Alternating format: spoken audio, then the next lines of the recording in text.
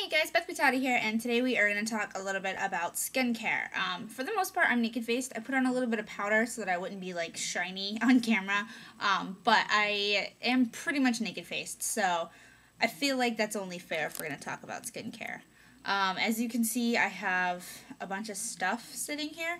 So this is my entire skincare routine. I wanted to show it all to you guys, including the things that I only occasionally use. The most important thing that we're going to talk about with skincare is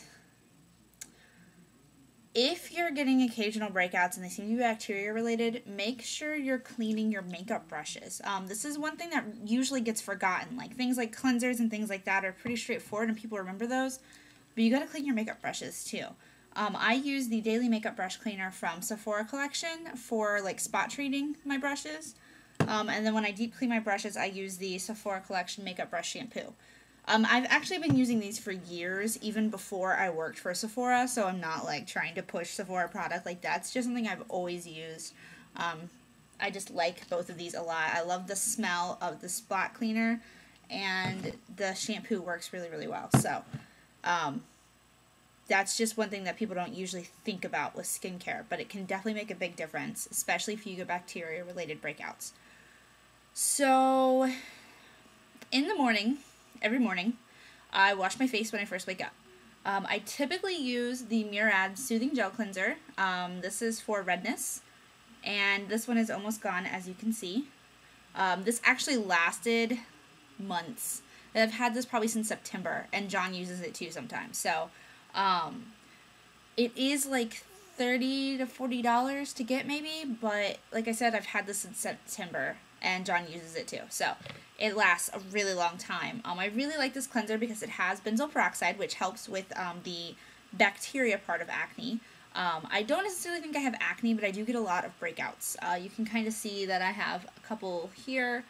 I have a couple over here as well. So this helps with the bacteria part of it. Yeah, I don't know. I like it a lot. I have noticed a lot more evenness in my skin since I started using it. It didn't get rid of all of my redness, but it did help. So, this is from the redness therapy line. That's why that's relevant. I recommend this. I love it. Sometimes in the mornings, if I feel like, you know when you can feel that you need to exfoliate? Like your skin just feels heavy and dull? If that is the case, I will use my Beauty Without Cruelty 3% AHA Complex Facial Cleanser. And I will use this only a couple of times a week.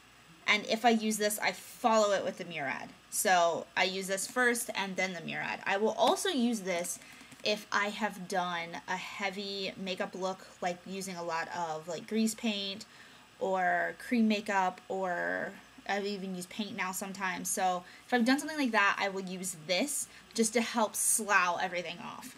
And then I follow it with the Murad. So that takes care of both the chemical exfoliant as well as the bacteria. So both of those things are going to help with breakouts. Following washing my face, that's about all that I do in the morning as far as cleansing goes. I'm not high maintenance about that at all. I will usually use some type of eye cream. Right now I have this. I just got it in my glam bag, so this is what I'm using right now. It's the Algenist Complete Eye Renewal Balm. It's nice. I like this. In the past, I've used I Hope by Philosophy. I have used Skin Iceland, their eye cream. I have used the Fresh Lotus Gel. I don't like gels alone. I don't feel like gels are hydrating enough. I know I've tried some other things in there too, but those are the ones I can think of off the top of my head. So I use some sort of eye cream. And sometimes if I'm feeling super puffy, I've had this in my drawer forever. This is the Garnier Skin Renew Anti-Puff Eye Roller. I've had this forever because my roommate got it and she had gotten the wrong one, so I ended up with this one to try out. And if I feel like I need, like, if I'm extra puffy, I'll try a little bit of this. I don't usually use the roller directly on my eye. If I've already put, like, eye balm or something on, I will just pat it on with my finger.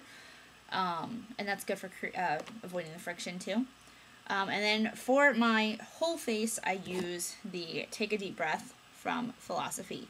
This is amazing. This is a new product, and it is an energizing oxygen gel cream moisturizer. I have noticed more clarity in my skin, but I've been using it coupled with something else, so I don't know which one it is. But what I love about this is it's a gel hydrator, It's still hydrating for my face, but it's not too much. So this is fantastic with my combination oily skin. If you have drier skin, I would recommend using this more like as a serum or a prep for your normal moisturizer. So say you usually use Hope in a Jar, or when Hope is not enough, put this on first, followed by Hope in a Jar. But this is perfect for me. This is the exact amount of moisture I need. It absorbs really, really quickly. It stays under my makeup really nicely. It doesn't make my makeup move, budge, anything like that all day. So I love this. And this, doesn't really have much of a smell. And it looks like that, which, there, that's about the right color. Yeah, I love this stuff. And I hardly use any. Like, I've been using this for a couple of weeks, and I haven't really made much of a dent, not that you can really tell. So then I use my primer, and I'm good to go. Whatever. Also, the end of the evening. If you guys are interested in primers, I can, like, talk about that in another video or something. I have been using the Hourglass Veil Mineral Primer for a while. I love it. It's vegan, and it actually controls my oilies, so I'm a huge fan of that. As far as nighttime goes, I take off my makeup. If I'm wearing some type of waterproof makeup on my eyes, I use the Purity Cleansing Oil on a Q-tip on my like lash line or my actual lashes, because I don't like the way this stuff feels. It's the same way with Scent Eyes. I can't use anything that's an oil-based cleanser. It just feels awful to me. So I'll use a little bit of this on a Q-tip exactly where I need it, and that's it. That's why I have this tiny bottle, and I've barely used any of it. And then I take off all of my makeup with the Triple Action Cleansing Water Makeup Be Gone from Sephora collection. I love this stuff. As you can see, the bottle's almost gone. I love this stuff because the top is awesome too. I love these kinds of tops, so the ones where you push down and it puts the product out for you. And I just use a cotton round and I take off all of my makeup. Sometimes I use two, depending on how much makeup I have on. But once I have everything off, then I go back and cleanse with either the Murad or the BWC cleanser plus the Murad after my makeup's off, because this just takes off your makeup. This doesn't clean your face. So if all you're doing is taking off your makeup, then you're not really cleaning your face. And if all you're doing is cleaning your face but you're not taking off your makeup, you're not really cleaning off your face. So it's a two-step process. And after that, I use the Korres Wild Rose 24-Hour Moisturizing and Brightening Cream for normal to dry skin. That part doesn't matter because I put this on at night. And I put on enough that it feels like I have a good layer on. And it feels really, really nice. If you need to use heavy skin treatments, do them at night. So this is the Wild Rose 24-Hour Moisturizing and Brightening Cream. It smells like candied roses. It's amazing. I think it smells delicious. John said it smells like old ladies. I think it smells really, really good. And I use this every night. And I have definitely seen, like I said before, more clarity in my skin, but I think it's this and not, well, it could be both, honestly. This just seems more heavy duty. Because I know they have a sleeping facial that will literally turn your skin white if you're not careful. So, big fan of this. And I think everything I've shown so far has been vegan and cruelty-free, actually. I don't know about this because this came in my glam bag or my Birchbox. So I don't know anything about this. I gotta look into that. But I know, from what I can tell, this is vegan.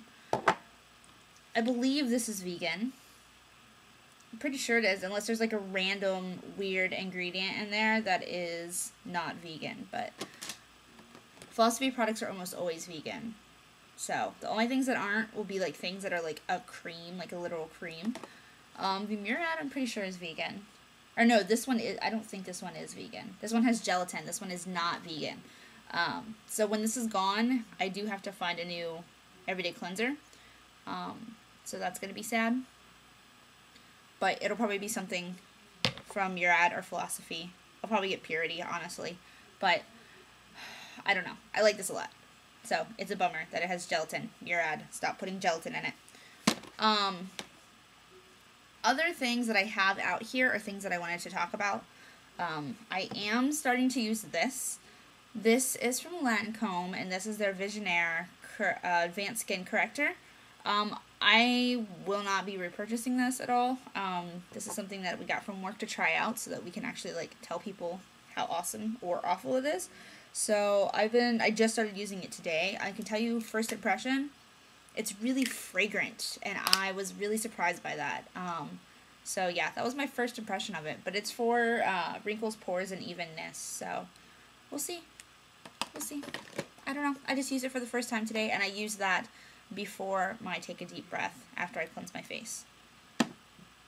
I have out here as well my CVS oil-free moisturizer for combination skin. This is a direct dupe of the Neutrogena version. I used to use this all the time.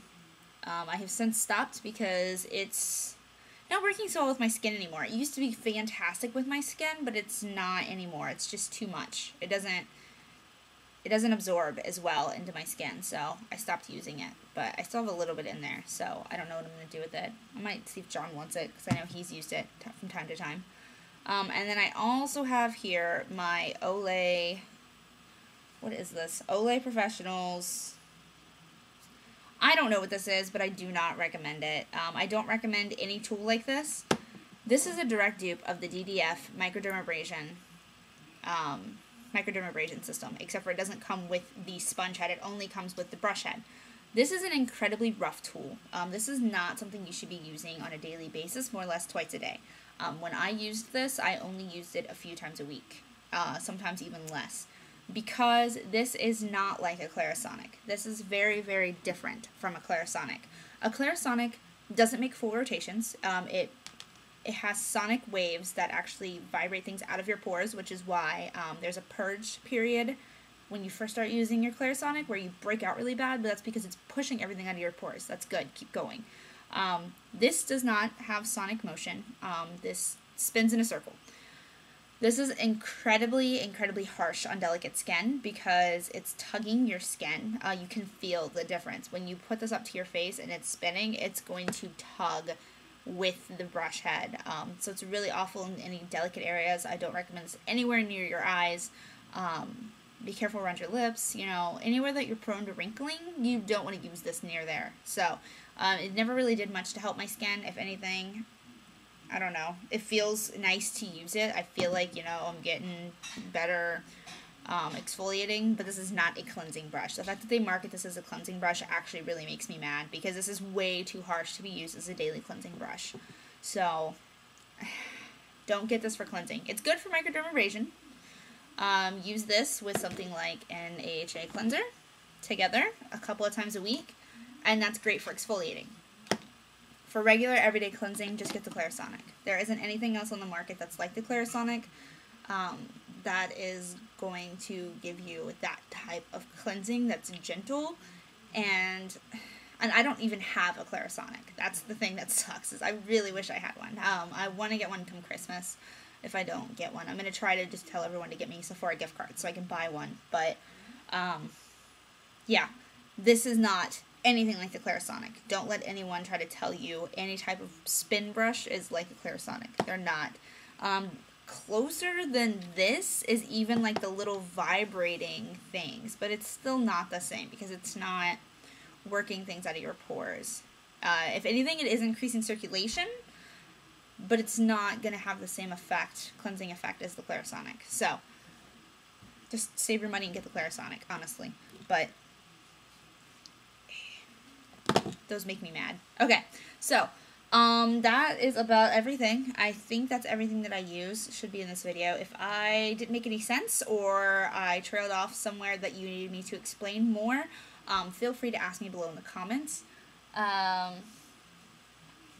Exact skin concerns, I can try to answer any questions. I am not a dermatologist. I just know what I know from working in the field. I don't know. I hope this is helpful. I hope this is what you guys are looking for in a skincare video. I would demonstrate, but that's just going to be a giant mess. So hopefully this video has been helpful, and I will talk to all of you soon. Bye. One last thing that I forgot to mention is to take a multivitamin and drink plenty of water and eat plenty of watery, like, fruits Yes. I use the CVS hair, skin, and nail vitamins. These are not my vitamins of choice. We stocked up on these a while back and have had them since, and have just been trying to get through the bottles of them because we literally bought like 10 bottles of them. It was ridiculous. So take a multivitamin that is specifically geared toward hair, skin, and nails, or take a prenatal vitamin is what a lot of people do because there's just a lot of good stuff in prenatal vitamins. But you have to be careful with prenatal vitamins because a lot of them are so rich they'll make you nauseous. So just make sure you eat with them. That's one thing that a lot of pregnant girls have to deal with is finding a prenatal vitamin they can actually take. And then drinking, not necessarily a lot of water because they're discovering that water isn't all that they thought it was, like to just drink by itself. Drinking lots of water and green tea. Green tea is great. Lots of green tea. Water, green tea, and then eating watery fruits because they're suggesting that you eat your water now instead of drinking it because you absorb it better. I don't know. I've been reading that around, so feel free to Google search that one. I don't know how scientifically backed that is yet, but that has been a suggestion I keep seeing everywhere is to eat your water instead of drinking it. So add vitamins, lots of water, green tea, and fruits. And John says stamina potions. I don't know if you guys heard that, but he just yelled at from the next room. He's talking about the little, like, Mio things that you drip into your water. He's a nerd about those, so he refers to those as his stamina potions. Unless they're red, then they're health potions. That's my boyfriend. Okay. Now, hopefully this has been helpful. Bye, guys. One more thing I forgot to mention. Vitamins. Preferably specifically something to do with hair, skin, and nails.